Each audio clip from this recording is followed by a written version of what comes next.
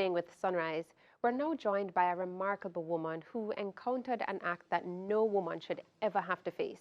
She was being a victim of a serial rapist. And at the time, she wrote a book that she hadn't yet published, but was facing so many other hardships that one had to really wonder, how did she bear it all? She joins us now this morning to talk about her new book, Pain in the Promise. Let's welcome Nikisha Bayliss. Nikisha, good morning and welcome. Morning, good morning.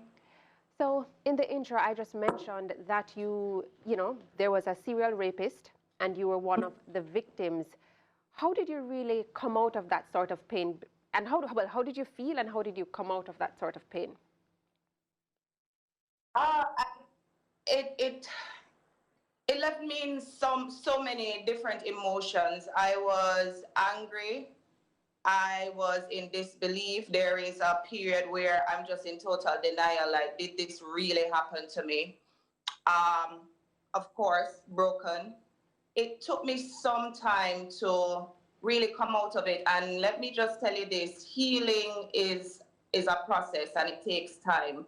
And so even though it's been almost 2 years, I can say that I am still healing. But I am a woman of faith, and as such, I trust God and all the resources to help me on that journey of healing.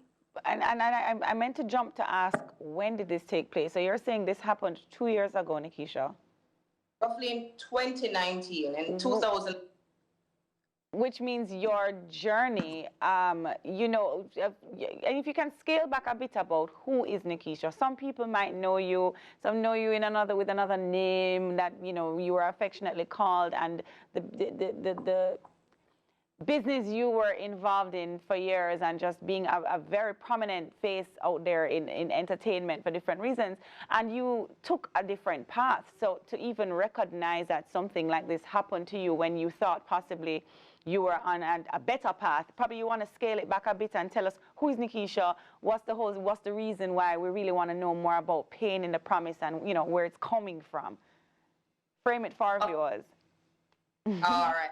So I was also known as Tonian, and I was a dancehall socialite, so to speak. Right. I was involved with a very popular disc jock slash musician in our time, and as such, I was the typical party girl, Right. out every night, drink and smoke, and always in the latest fashion, drive the most unique cars.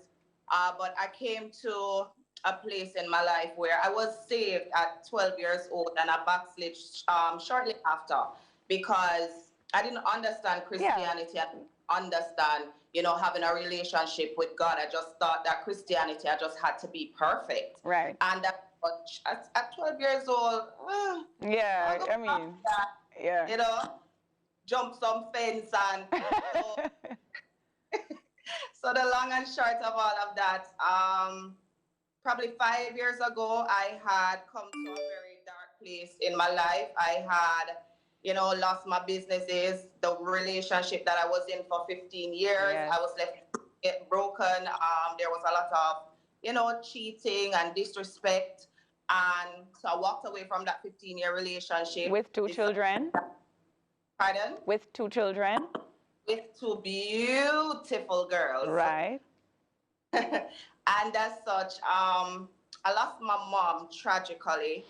I had no money, and I was in a lot of debts. And when I found myself at this place, I knew that there was nobody or anything in this world that could take me out of that dark place that I found myself. And that is when I made a recommitment to God. Right. So that 5 years ago. And then so you started coming out on social media, reinventing yourself and letting people know that this is this is Nikisha, and your purpose was now focused on motivating people. And then boom, in the middle of being probably someone people would look up to for that kind of support, you're telling me that something that you would never want anybody to go through happened to you. So, and that's part of why I'm trying to say, how did you really handle going from all of what you went through So what the new path you took to this experience.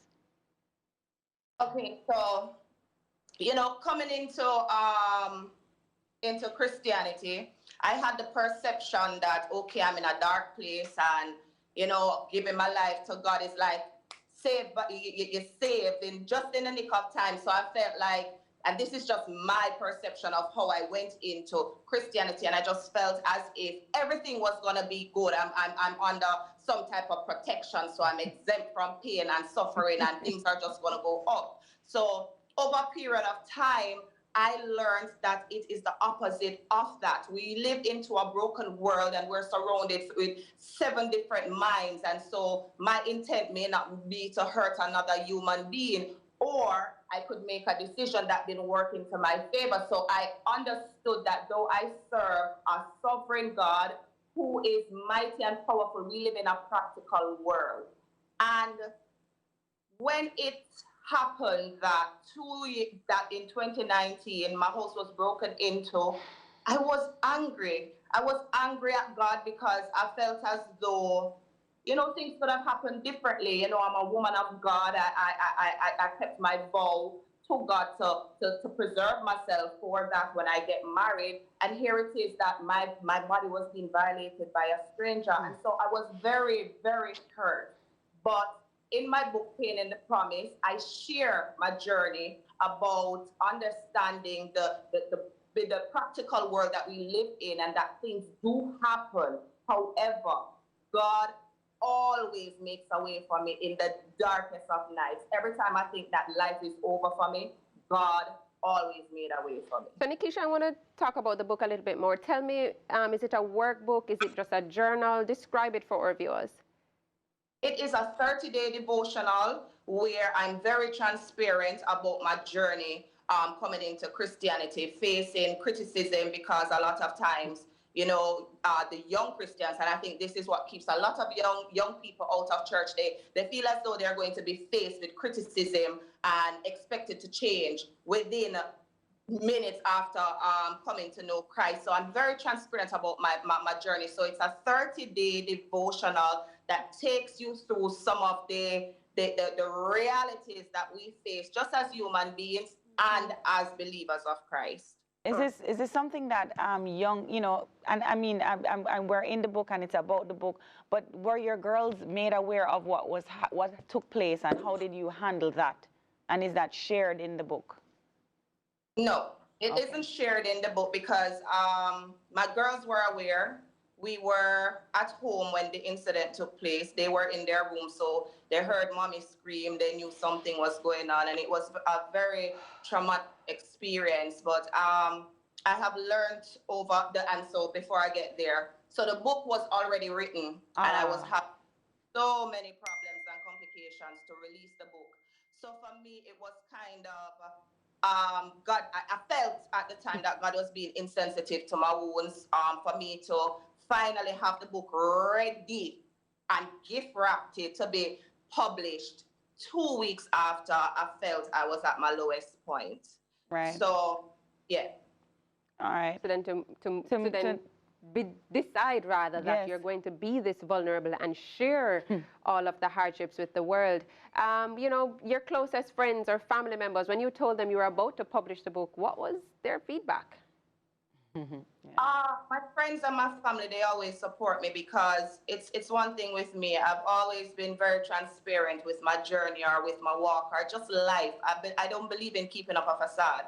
So if I'm going through a rough time and I feel the need to share, then I will. But what I have noticed or what I've come to learn and understand and nurture is that people don't gravitate to perfection.